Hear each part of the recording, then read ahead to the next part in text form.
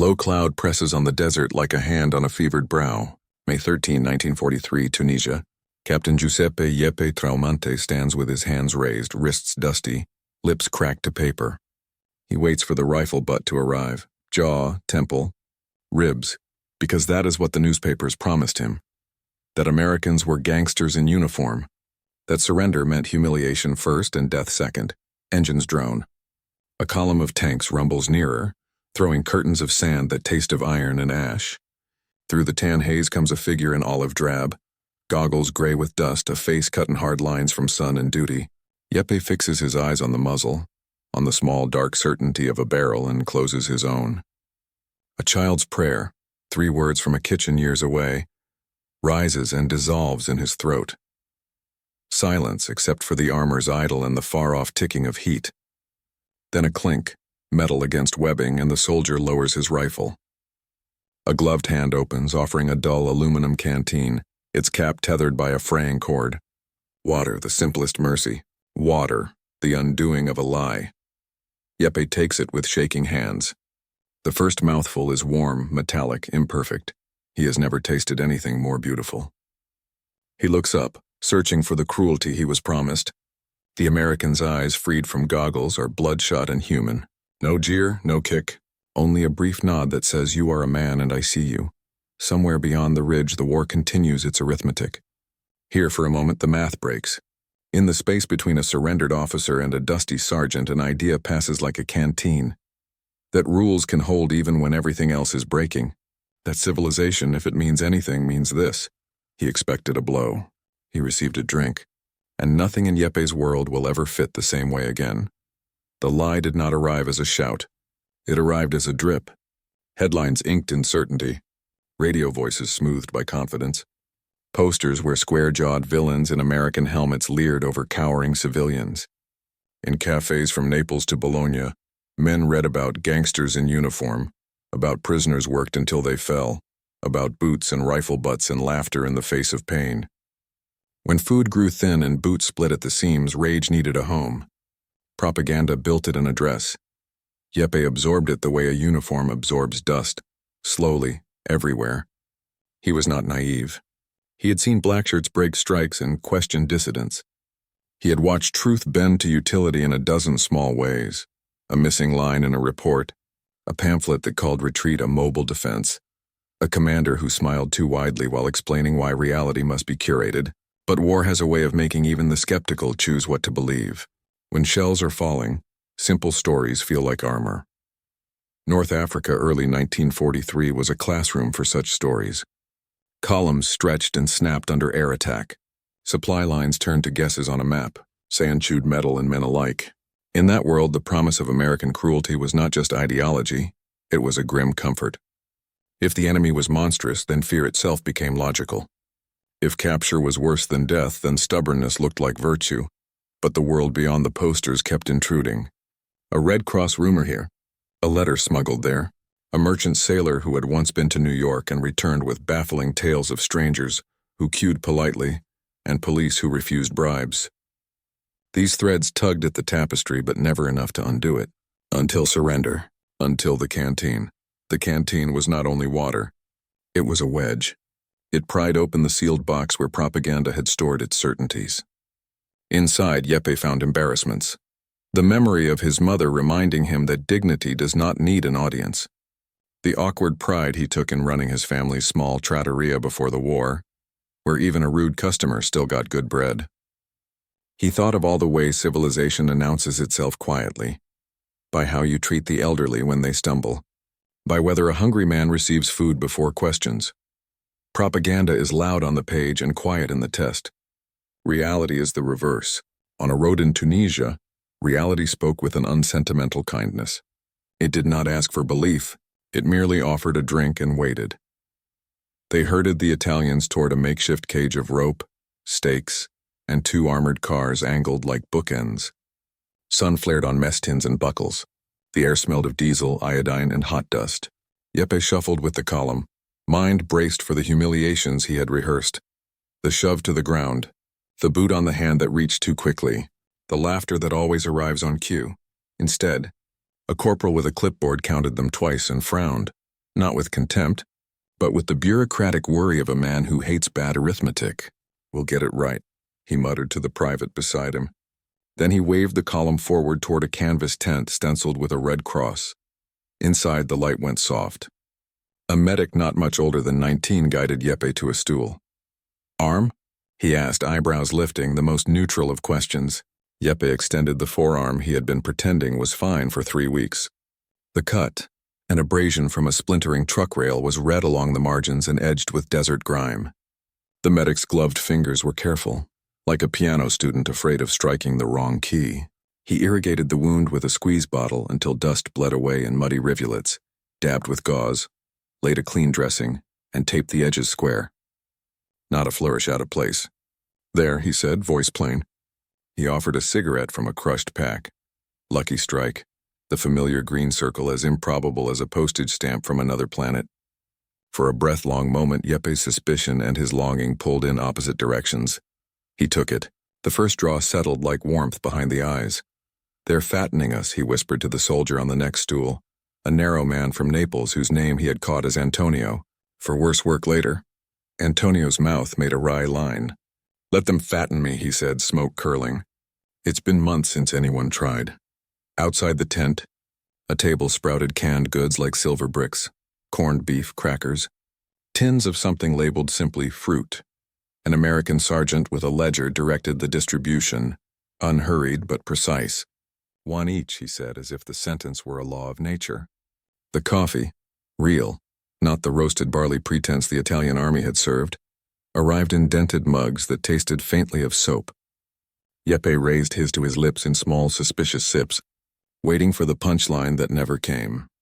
As they were marshaled toward trucks for the port, an elderly Italian colonel, face like parchment, metals dulled by sand, misjudged the step and pitched forward. Even before Jeppe could flinch, a young American private lunged and caught him under the elbow.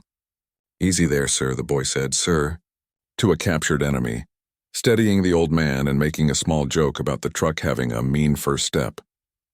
The colonel, pride knocked sideways along with his balance, recovered, nodded once, and climbed aboard with dignity intact.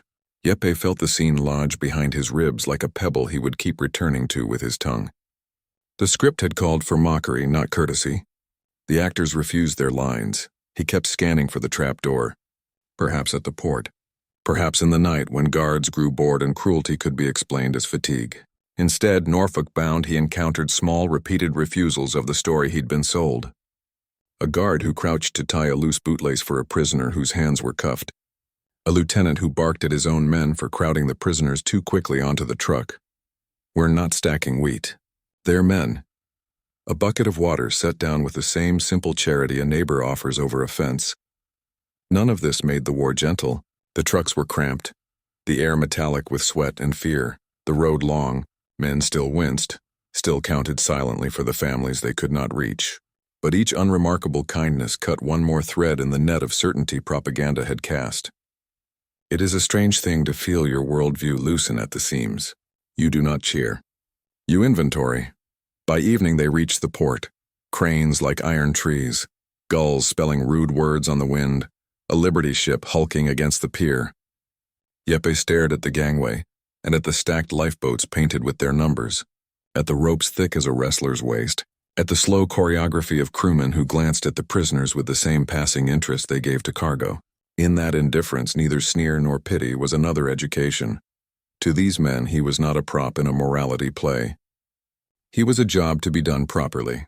On the quay, somebody passed more cigarettes. Somebody else cracked an impossible joke in broken Italian and worse English about New York pizza. Laughter rose, thin at first, then briefly full. And when it fell away, there remained only the creak of gangways and the knowledge that whatever awaited across the ocean was not, at least what he had been promised. Below decks, the air was a stew of ship sweat and iron. The Liberty ship wore its purpose without poetry, straight lines, welded seams, a cargo hold repurposed with rough bunks stacked like shelving. 800 Italians folded themselves into the geometry, canvas hammocks sighing when the sea shouldered the hull. Somewhere a valve ticked, somewhere else a man muttered the rosary at a pace that matched the engines. They were counted in the mornings, counted in the evenings, the same careful arithmetic that had followed them from the desert. 2 meals a day arrived on a schedule you could set by the ship's bell. Stew that tasted of tin and salt, bread soft enough to remember home for a second, coffee whose steam smelled like civilization. No feasts, no theater. Just enough reliably, which after months of guessing felt like wealth. On day 2, the Atlantic made its introductions. Men turned green. The hammock swayed with a mockery the stomach could not forgive. Jeppe learned the rhythm. Keep low, eyes on a fixed bolt head, breath through the mouth. Sailors above laughed and then, remembering, fetched buckets and advice. Seasickness democratizes. It is the one rank that outranks all others. At night, the ship spoke in long sentences. The roll and groan of plates, the thrumming heartbeat of engines, the slap of water against steel. In those hours, fear came prowling with soft paws. Torpedoes lived in the imagination like sharks in dark water. A rumor ran the length of the hold that 2 escorts were out there somewhere, gray shadows with sharper ears. A contrary rumor said they had only luck and a sky full of indifferent stars. Jeppe listened and chose not to choose. He pictured instead his mother's kitchen, a window with lace, a pot that always seemed to be simmering something inexpensive into something generous. On day 5, a sailor found his way below, not official business, just curiosity carried by boredom. His name tag was scuffed. His vowels carried Sicily like a pocket amulet. "My nonna from Syracuse," he explained in a proud, broken Italian that made the men grin. He held up a photograph already softened by fingers. A woman in a flowered dress on a Brooklyn stoop, hands like the roots of an olive tree. He asked about their families and showed them the tattoo he'd gotten on leave. A small anchor he regretted and loved. He shared his cigarettes even though he wouldn't admit to counting them later. When they corrected his pronunciation, he laughed and tried again. The guards let it happen. No one scolded kindness. Routine hardened into comfort's shadow. Cards appeared, improvised from a torn package and a pencil stub. Hymns threatened and then refused to break into full voice. A man with a good memory told a story in episodes each night, pausing at cliff edges to force the next day to arrive. Letters could not travel faster than the ship, but men composed them anyway in their heads. Jeppe drafted one for Maria. "I have crossed the desert, now I am crossing the ocean, and kindness has followed me like a stubborn stray dog." On day 15, the sea calmed as if the ocean itself were taking a breath. On day 16, before dawn, the air changed. More damp, less salt, a fragrance of land that made nostrils flare in sleep. When light came, so did gulls. Lines were thrown. Orders multiplied and turned brisk. The Liberty ship nudged into Norfolk, Virginia, June 3, 1943, and the dock rose like a fact. Cranes stood over the water with the posture of men who had never had cause to bow. They filed up the gangway under a sky the color of pewter, past sailors who were suddenly busy with other cargo. No gauntlet of jeers, no pageant of victory, only paperwork and the practical problem of unloading 800 lives without dropping any. Jeppe stepped onto American soil with his stomach empty and steady, his head thick with sleep, his hands remembering a canteen. Whatever America was, propaganda monster or improbable neighbor, he would find out beyond the pier. The journey inland began with the hiss of train brakes and the smell of pine. The prisoners were divided into groups and loaded onto freight cars that still smelled faintly of grain. Windows were slats too narrow for landscape, but between them Jeppe caught flashes of a country that surprised him. Green, not gray. Forests instead of factories. Somewhere a child waved from a crossing. Somewhere else a woman hung laundry that ballooned white against the sky. When the doors finally rolled open, a warm wind carried resin and damp earth. The sign on the small wooden platform read Ruston. It could have been the name of a man or a town too polite to shout. Trucks waited, soldiers checking lists. The convoy turned east, rattling along roads hemmed by longleaf pines whose trunks rose like cathedral columns. After the endless beige of Tunisia, the color felt almost indecent. The camp appeared suddenly, fences glinting in sunlight, guard towers watching like tall sentinels. But what lay inside was not the dungeon he had imagined. Rows of newly built barracks stood in order, their paint still smelling of lumberyards.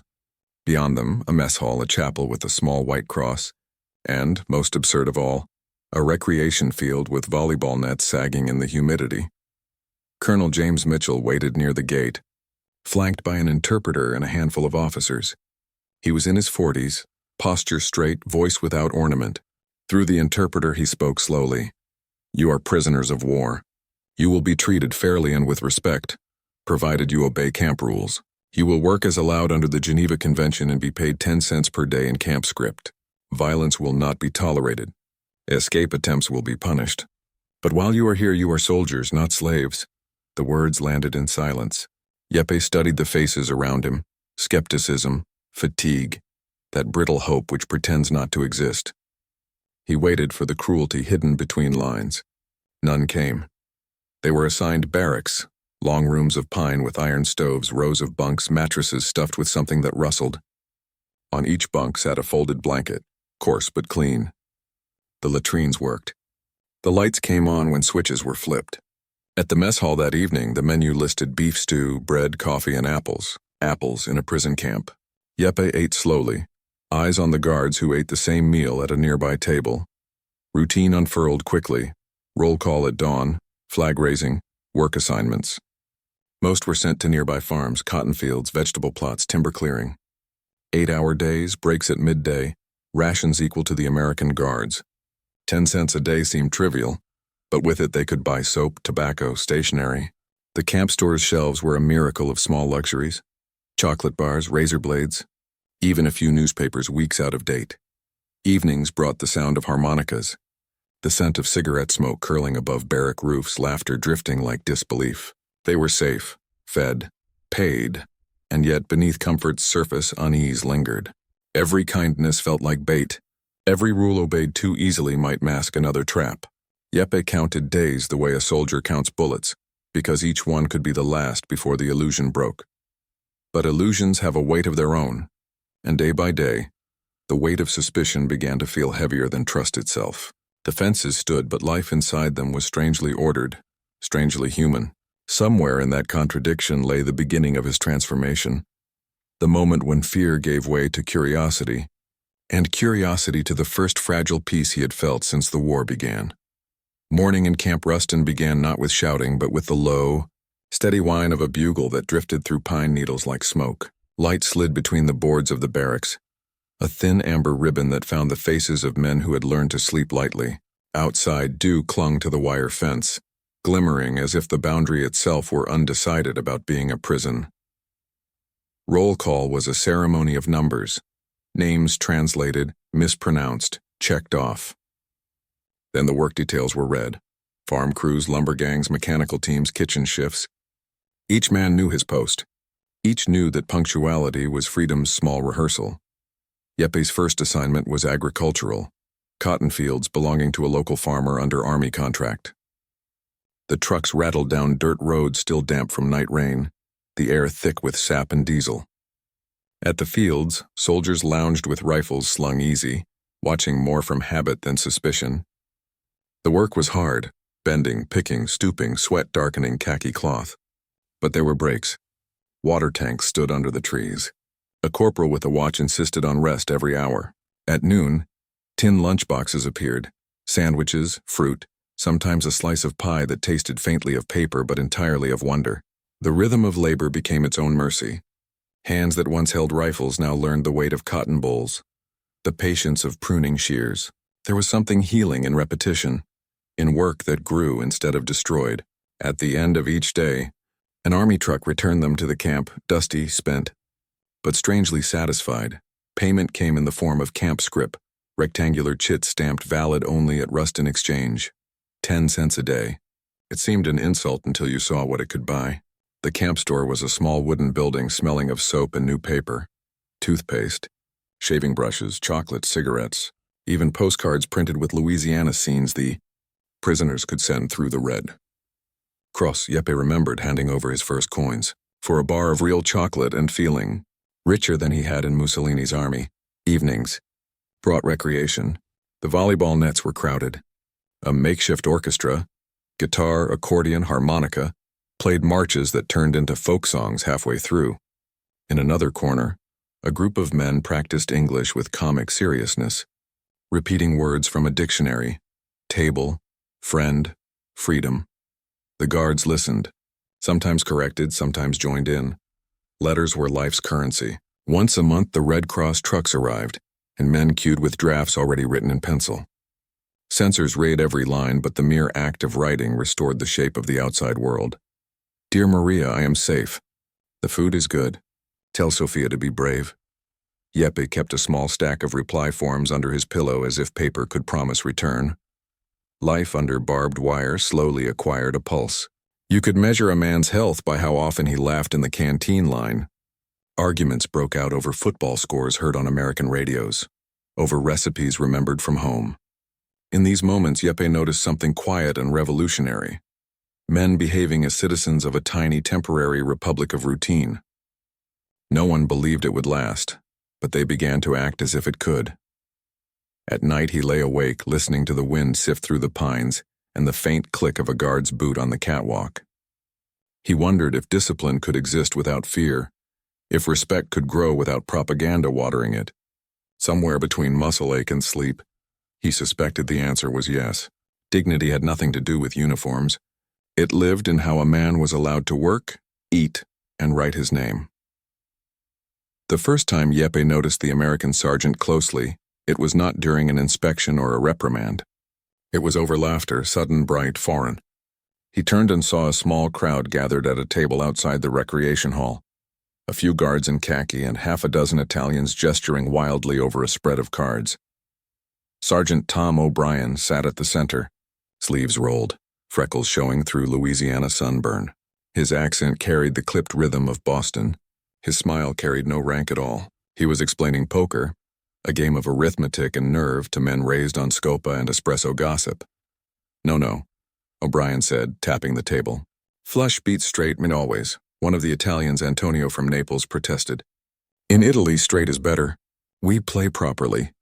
O'Brien threw back his head and laughed, the kind of laugh that erases translation. Then you've been playing wrong for centuries. The guards around him chuckled. The prisoners exchanged glances. Suspicion first, then the slow thaw of amusement. Jeppe drifted closer, drawn less by the game than by the tone. It was the sound of men forgetting which side of the wire they stood on. When O'Brien noticed him, he motioned. Captain, you deal next. Show us how Italians cheat. The joke, impossible months earlier, landed softly. Jeppe sat, fingers remembering their old dexterity, and dealt with the same precision he had once used in his family's trattoria to pour wine evenly between glasses. Within minutes he was teaching them briscola and scopa, O'Brien repeating the words clumsily. Asso piglia tutto, takes all, and winning anyway. By night's end, cigarettes and laughter had changed hands in roughly equal measure. As they rose to leave, O'Brien reached into his pocket and produced a creased photograph. Two little girls in matching dresses stood on a porch, hair tied with ribbons. Mary and Catherine, he said, tapping each face. 7 and 9. Jeppe hesitated, then reached into his own wallet, a relic miraculously spared by the war. He unfolded a small worn photo of Maria and their daughter Sophia, 3 years old, holding a doll. O'Brien looked, nodded slowly. Pretty girls, he said. This damn war. Neither man needed to finish the sentence. The silence between them was full of all the things soldiers do not admit aloud. Fear, longing, the absurdity of being far from home for reasons written by men they would never meet.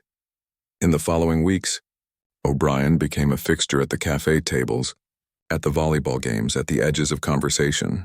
He corrected English grammar for prisoners who wanted to write thank you notes. He scolded guards who were careless with tone. He learned to drink the bitter coffee the Italians brewed from rationed grounds and declared it worth every sin. Jeppe began to understand something that had been invisible back home. Authority could coexist with kindness and discipline with humor. The sergeant enforced rules firmly. Curfew, no contraband, no arguing with guards. But his fairness was so consistent it became its own comfort. One evening, as twilight thickened under the pines, O'Brien joined Jeppe at the fence line. They watched the sky turn violet above the towers. You know, the sergeant said, my Angela looks a little like your Maria. Same dark hair, same way of smiling even when she's angry. Jeppe said nothing for a while. Then quietly, you think I will see her again? O'Brien exhaled smoke, studied the fading light. This war won't last forever. You will.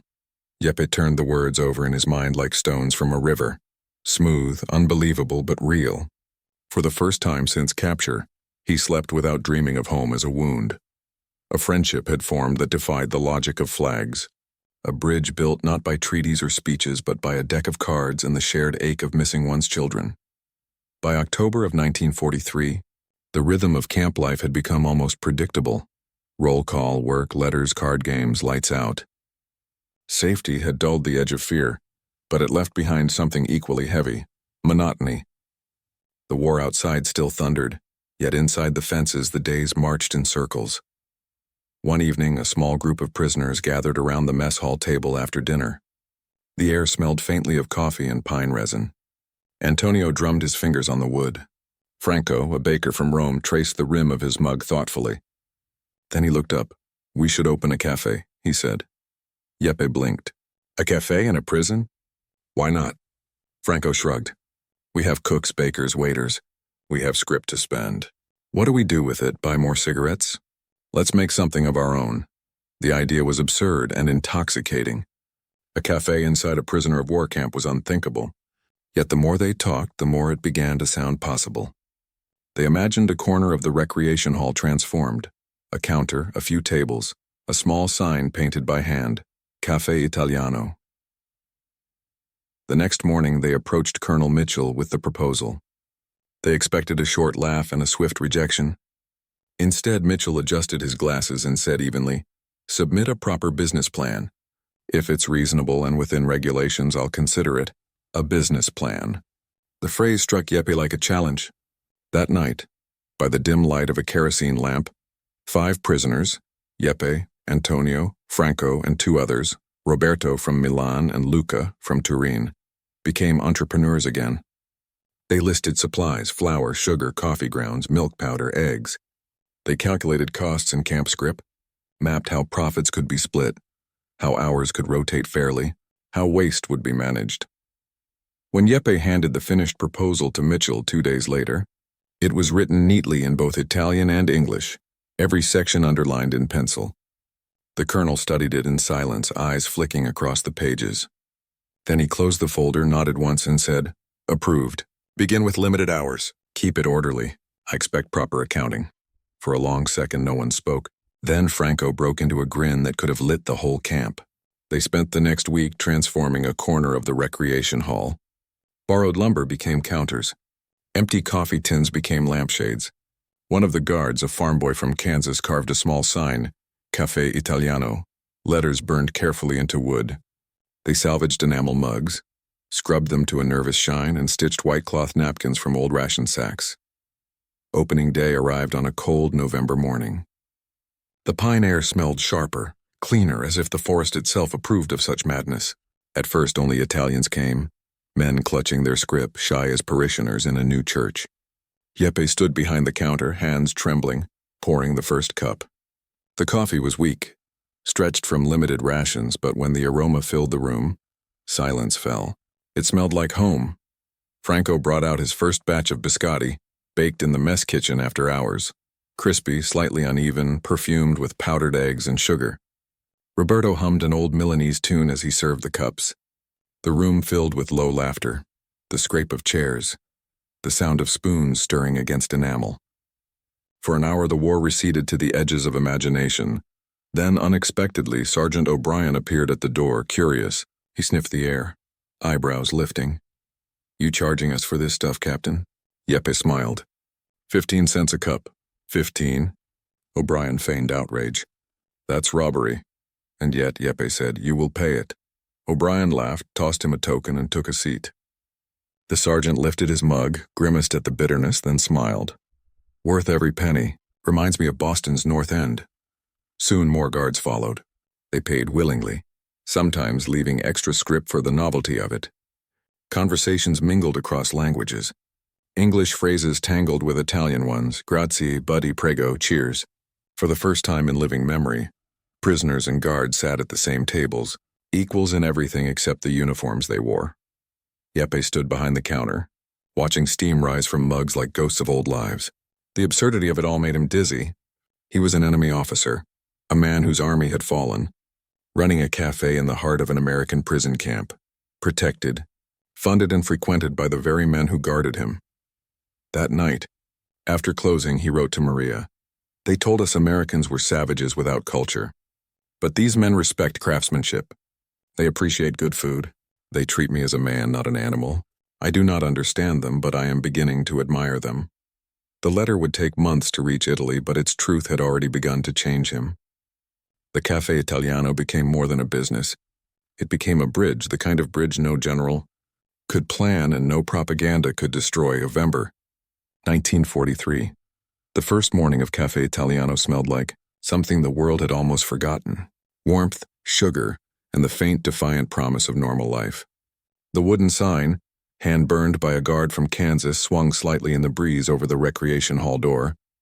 Inside, the space gleamed with nervous care. Borrowed tables scrubbed smooth, enamel mugs lined in military precision, a single stove coaxed into cooperation by Franco's impatient hands. At 9 o'clock, Jeppe opened the hatch. The first customer hesitated, an older private with gray in his beard, then stepped forward and slid 2 script notes across the counter. "Un café," he said, testing the word. Franco poured with ceremony. The liquid was thin. The grounds reused too many times, but when its scent drifted through the hall, a ripple of silence followed. For a heartbeat, every man in the room was back in Naples or Milan, in some small bar where newsprint rustled and the war was still a rumor. Within an hour, the place was humming. Prisoners leaned over tables arguing about football, about girls, about nothing at all. Antonio sketched caricatures of the guards on napkins. Roberto balanced trays like a juggler humming Verdi. Laughter rose quick and startled as if the sound itself were guilty. Outside, a guard paused, listening, and then, astonishingly, stepped inside. Sergeant O'Brien entered with the air of a man who pretends not to be curious. "So this is the famous cafe?" "Smells like someone burned the beans." 15 cents a cup, Jeppe said, hiding a grin. 15? I could buy a steak in Boston for that. "Then you should have gone to Boston," Franco called from the stove. Laughter again. Not cautious now, but genuine. O'Brien sat, accepted his mug, and sipped. "Terrible," he pronounced, and drank the rest. Another. Word spread faster than any bulletin. By week's end, guards were regulars. They paid the inflated price cheerfully, trading English slang for Italian insults, comparing mother's recipes, arguing the merits of American coffee versus espresso so strong it could stand a spoon upright. The camp's strange new geography took shape. No longer us and them, only 2 lines at the counter, one for coffee, one for stories. At night, after the last mug was washed and the sign turned inward, Jeppe lingered by the stove watching the coals dim. He could hear, faint through the pine wind, the distant hum of a freight train, proof that the outside world still moved, still mattered. But inside these fences, something different was being built. A tiny republic of civility held together by caffeine and courage. He wrote to Maria again. "Today I served Americans who thanked me for my coffee. They said please and sir. I think they mean it. Perhaps this is what freedom tastes like, bitter and warm at the same time." Weeks passed. The cafe earned enough scrip to buy more supplies, more sugar, a second pot. The guards helped repair a broken chair. The prisoners painted the walls pale yellow to catch the light. On Christmas Eve, O'Brien brought a tin of real cocoa and a packet of cinnamon. "For the house special," he said. They brewed it carefully, passed cups around, and someone began to sing Silent Night, first in Italian, then English. The 2 languages braided together, soft and hesitant, until even the sentry at the tower turned away, pretending not to listen. By New Year's, Café Italiano had become more than a novelty.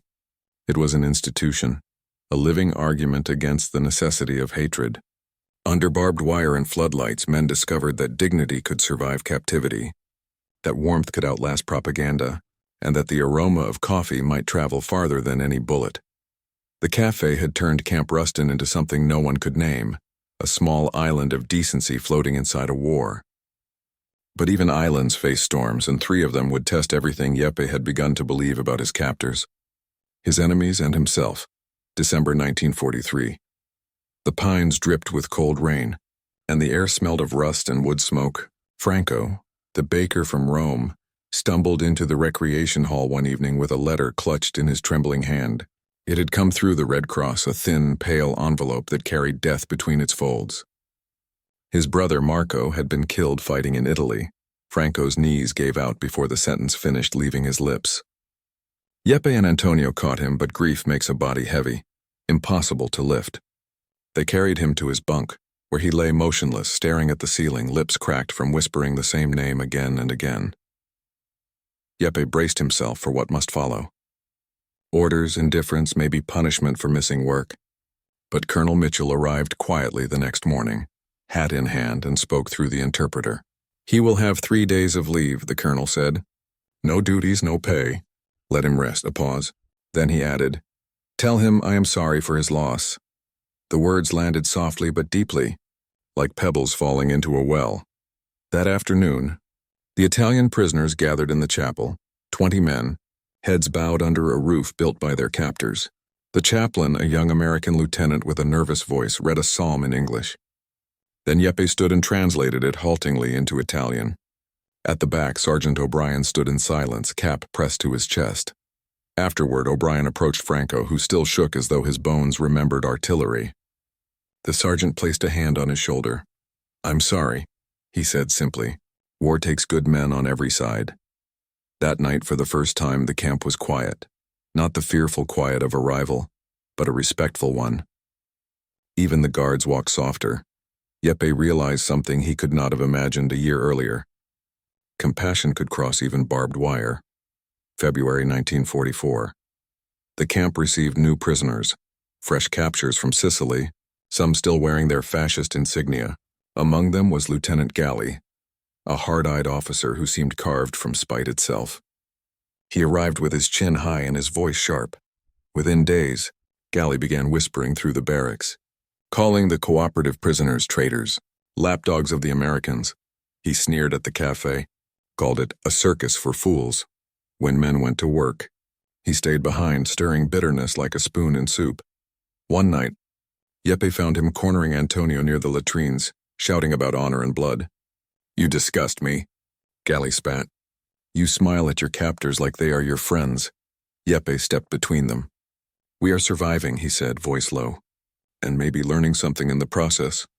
Galli's eyes burned. "Learning to bow." The next morning, guards escorted the lieutenant to the command office. Rumors flared. Some expected a beating, others solitary, perhaps even chains. Instead, Galli was led to an empty cabin near the gate. Isolated, yes, but untouched. Colonel Mitchell addressed the camp that afternoon through the interpreter. His voice carried the tone of a man explaining not anger but law. "Every man here will follow rules. No one will intimidate or harm another prisoner. Discipline will be fair and equal for all ranks, for all sides. You are soldiers, and you will be treated as such. No shouting, no spectacle." Galli spent a week in solitary confinement and returned quieter, his edges dulled. Jeppe watched closely. This was not power by fear, nor submission by force. It was order maintained by fairness, something he had rarely seen even in his own army. That night, writing by lamplight, he noted in his journal, "The Americans do not need cruelty to command. They have rules instead of rage. It is a strange, strong thing." March 1944. Rain again. Letters arrived from Italy, thin envelopes smelling of damp ink and oceans. Jeppe's name was called near the end of the list. He tore it open with fingers that would not stay still. Maria's handwriting wavered like the voice of someone exhausted. She and Sophia were alive but frightened. Bologna was being bombed nightly. "The windows shake," she wrote. "We pray each time the sirens sound. The city burns in places I cannot recognize." Jeppe read the letter 17 times before it stopped feeling real. When the paper began to blur under tears, he folded it carefully and placed it in his breast pocket. Then he went to the cafe and sat in silence. O'Brien found him there an hour later, still staring at nothing. "Bad news?" the sergeant asked gently. Jeppe shook his head.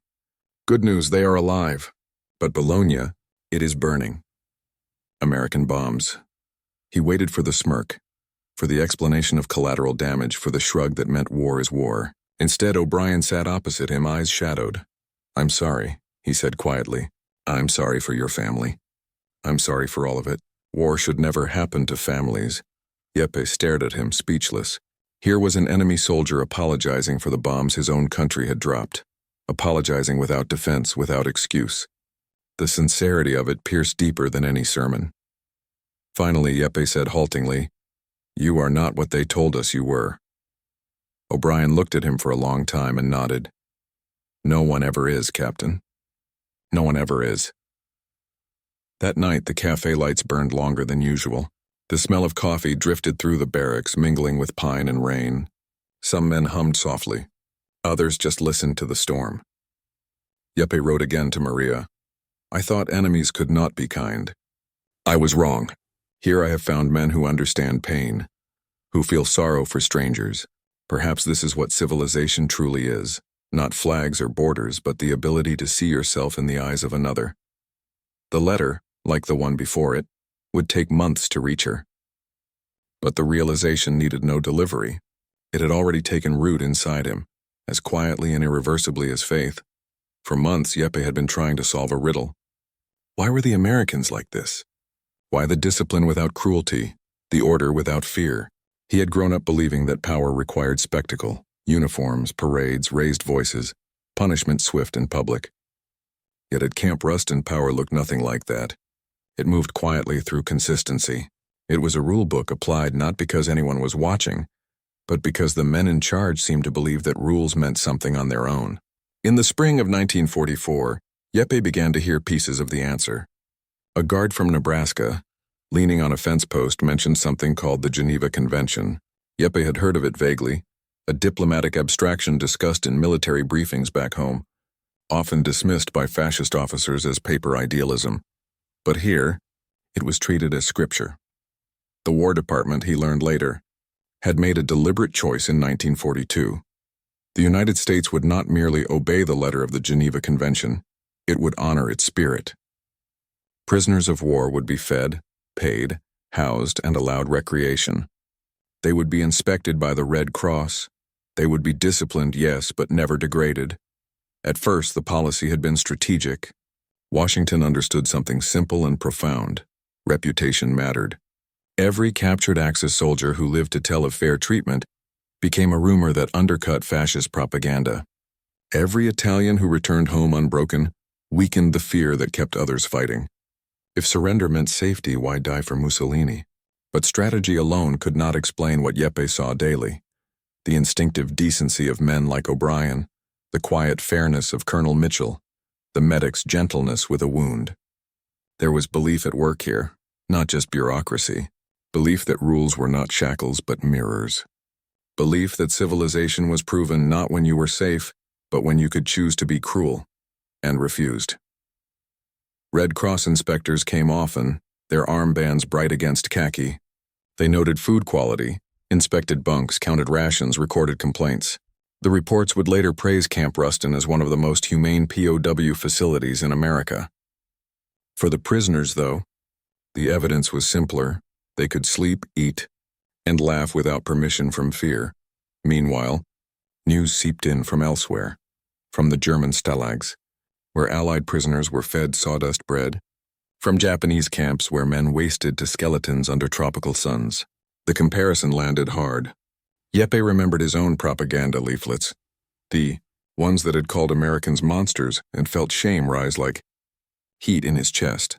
He realized that power shone through. Mercy was more terrifying to tyranny than any weapon, because it proved that order could come from principles instead of fear. At Café Italiano, the lessons showed in small, practical ways. Guards queued for coffee just like prisoners. A disagreement about pricing was settled by a vote among the cafe staff. Profits were logged and audited, and when a batch of biscotti went wrong, Franco refunded the script to every buyer with solemn ceremony. Colonel Mitchell attended one evening, standing by the counter, watching quietly.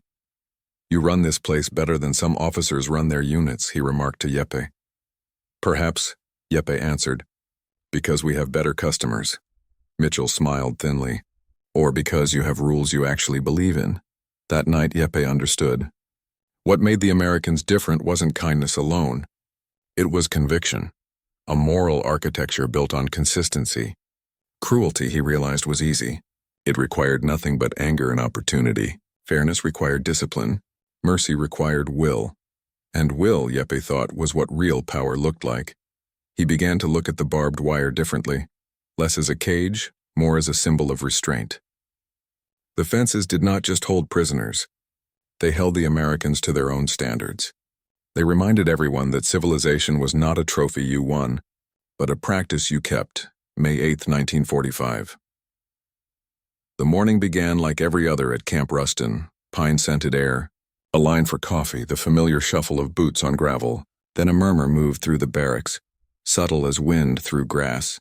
A guard sprinted toward the headquarters building. Another grinned, wordless. From the loudspeaker near the chapel came a burst of static followed by a trembling voice. Attention. Attention all personnel. Germany has surrendered unconditionally. The war in Europe is over. The words hung there, impossible and heavy. For a long moment no one moved. Then someone whispered, "È finita." It's over. And the phrase rippled outward, repeated like a prayer. Jeppe sat on the steps of Café Italiano, the mug in his hand cooling faster than he could drink it. The sun rose slowly through the trees, lighting the wire until it shimmered gold. His body felt weightless and tired all at once, as if some great muscle inside him had been clenched for years and was finally allowed to relax. Around him, reactions divided like tributaries. Some men wept openly. Others laughed, the sound cracking with disbelief. Franco knelt in the dirt and began to pray. Antonio stared at the sky, muttering, "Maybe I'll sleep now." Jeppe, though, did not cheer. Relief came with its shadow, uncertainty.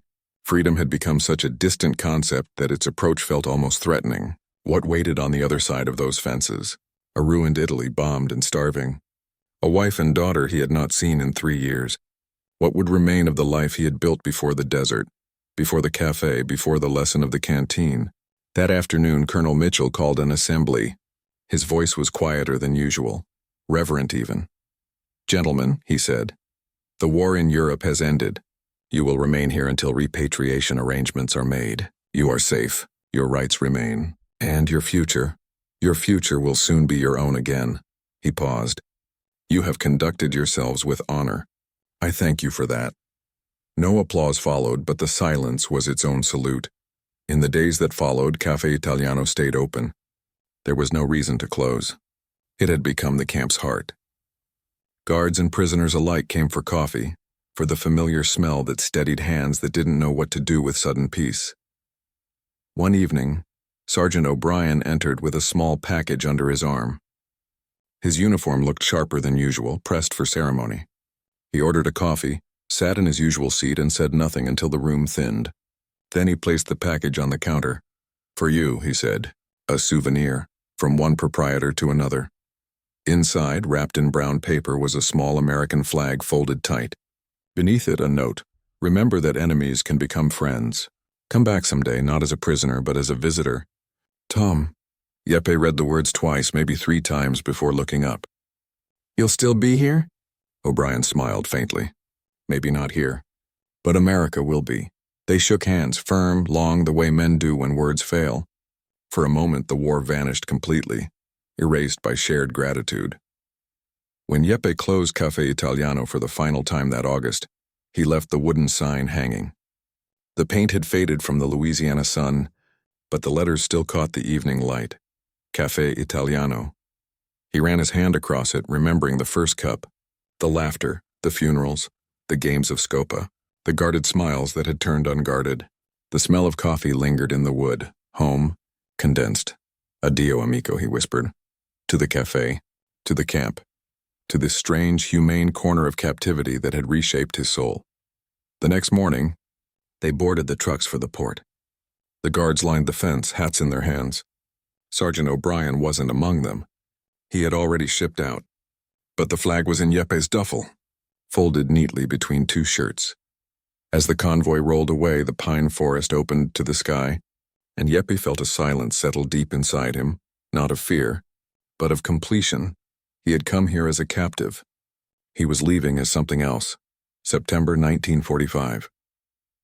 The ocean was calmer this time, as if it too was exhausted by war. The Liberty ship carried fewer guards now, more silence, more uncertain hope. Jeppe leaned on the rail and watched gulls spiral in the gray light above the Atlantic. In his duffel lay a folded American flag, 3 tins of coffee, and a dozen chocolate bars for Sophia, gifts that would make him, briefly, a magician in his own kitchen again. When the ship reached Naples, the docks were broken teeth, cranes twisted, warehouses hollowed by bombs. He disembarked with thousands of others, a tide of thin, sunburned men walking onto a homeland they barely recognized. Italy was in pieces, streets pocked with rubble, roofs missing, hunger everywhere. Yet the smell of home, sea salt, bread, diesel, they still cut through the ruin. Jeppe took a northbound train, crowded and slow, past fields that looked both familiar and older. At every stop, someone boarded with a story of survival. A brother lost, a house burned, a miracle escaped. When he reached Bologna at dusk, the city was scarred but standing. Smoke curled from chimneys again, and shopkeepers nailed fresh planks over broken windows. He walked to his street through alleys that echoed with children's laughter and distant hammering. When he reached the small yellow door he had memorized in dreams, he hesitated. Then it opened. Maria stood there, a thinner, older, but unmistakably her. "Jeppe?" she said, voice trembling. He dropped the duffel. Chocolate bars scattered like coins across the floor. He reached for her, whispering, "Sono a casa. I'm home." Sofia peeked from behind her mother's skirt, 12 now, tall, eyes wide at the sight of a father she remembered only from stories. Jeppe knelt, offered a bar of chocolate, and whispered, "This one crossed an ocean for you." She smiled, shy and radiant. That night they ate soup by candlelight and talked until the wicks burned low. Maria wanted to know everything. The desert, the capture, the camp. He told her in fragments about the medic's gentleness, about O'Brien's laughter, about the cafe. "You ran a restaurant?" she asked, incredulous. "In a prison," he said, "and they paid me for it." She laughed, a sound he hadn't realized he'd been starving for, and said, "Only you could find a way to turn captivity into business." But beneath humor lay reverence. He spoke of discipline, of fairness, of men who apologized for bombs they didn't drop. He told her that kindness had changed the shape of the world inside him. By winter, Jeppe reopened the old family trattoria. The city needed places to gather, to remember what normal felt like. He painted a new sign himself, Café Americano. The neighbors frowned at the name. The war was fresh, and the word Americano still carried contradiction. But he refused to change it. "It's a promise," he told Maria, "that we can learn from even our enemies." The first weeks were lean, customers scarce, ingredients rationed. But word spread. People came out of curiosity, stayed for the warmth, the stories, the aroma of coffee brewed stronger than memory. Jeppe served espresso the Ruston way, thick and dark, and sometimes told visitors that his recipe was perfected under guard towers. Soon, other former POWs began to visit, men who had been in camps across America, Texas, Oklahoma, Arizona. They shared similar stories, fair treatment, pay for work, kindness from strangers. Together they laughed about the absurdity of it all, how America had captured their bodies but freed their minds. In time, Café Americano became a meeting place for these men, a sanctuary of recollection. The walls filled with mementos, a faded camp script note, a photograph of Colonel Mitchell shaking hands with Italian officers, a small, framed American flag, O'Brien's gift, hanging near the counter. When Sofia grew old enough to serve tables, she would listen to the stories of the desert surrender, the cafe behind barbed wire, the card games, the kindness. Once she asked her father, "Were you grateful to them?" Jeppe smiled, wiping the counter. "Not grateful," he said softly. "Respectful. Gratitude fades. Respect changes how you live." In 1952, he fulfilled O'Brien's wish. He took Maria and 12-year-old Sofia to America. They visited Boston, where O'Brien, now a police officer with grayer hair and the same easy smile, met them at the dock. The two men embraced like brothers. O'Brien took them through the streets of his city, pointing out the bakery he claimed rivaled Franco's, the diner where he drank coffee you'd hate, the small park where his daughters once played. When they parted, he handed Jeppe a card. "You'll always have a friend here," he said. They stayed in touch for decades. Letters crossed the Atlantic every Christmas. Recipes, photos, news of children, stories of peace. When O'Brien died in 1979, Jeppe flew to Boston to attend the funeral, standing at the graveside of a man who had taught him that enemies could be friends. By then, Café Americano was a landmark in Bologna. Veterans, students, travelers all came for a taste of its history. Jeppe was older, slower, but his eyes still held the calm of Louisiana pine forests. He would tell customers who asked, "The Americans taught me two things, to brew coffee properly and to believe in principles, even when no one's watching." By the late 1940s, Europe was rebuilding itself from the dust of its own contradictions. Cities rose where ashes had been, flags changed, governments fell. But in cafes and classrooms, something subtler took root, a shift in the imagination of what America meant. That change didn't come from speeches or politics. It came from men like Jeppe Traumante. In the years after the war, the stories told in Italy's markets and barber shops began to change tone. The gangsters in uniform became men who offered cigarettes, bandaged wounds, and respected old colonels. The myth of brutality that had justified fear gave way to lived memory of order, fairness, and an unexpected humanity that had survived inside barbed wire. Across the country, thousands of former POWs like Jeppe returned with similar memories. They became teachers, bakers, clerks, mayors, men who carried the lesson that dignity could exist even in defeat. When Italy voted in its new democratic constitution in 1946, many of those same men spoke of law that treats every man equally, with the quiet conviction of those who had seen such a thing done, even by their enemies. In Bologna, Café Americano thrived. Veterans of both sides met there, sipping strong espresso and arguing politics in the same breath. The flag that O'Brien had given Jeppe hung above the counter, a small rectangle of color, not as conquest but as conversation. Patrons came to see it, to listen to the owner's improbable tale of how he learned decency from the other side of a gun. When the Marshall Plan began flooding Europe with aid, Jeppe wasn't surprised. "Of course they'll help rebuild," he told a neighbor who distrusted the motives. "They treated prisoners as men. Why would they treat nations as enemies now?" And in that simple logic lay America's quiet genius, that principles applied consistently could outlive battles and redraw loyalties. Historians would later call it soft power. Jeppe didn't know the term, but he understood its truth. A man who had been fed fairly, paid honestly, and allowed to run a cafe inside a camp did not easily forget. When someone mentioned the United States, he didn't picture propaganda. He pictured O'Brien's hand offering a canteen, Colonel Mitchell's calm fairness, and a camp where laughter had defied the barbed wire. Decades passed. Visitors still asked him if he was grateful. He always corrected them gently. "Gratitude fades," he'd say. "Respect remains. They didn't save my life out of pity. They followed their rules because they believed in them. And that belief, that's what saved me." By the 1980s, scholars came to interview him for university archives.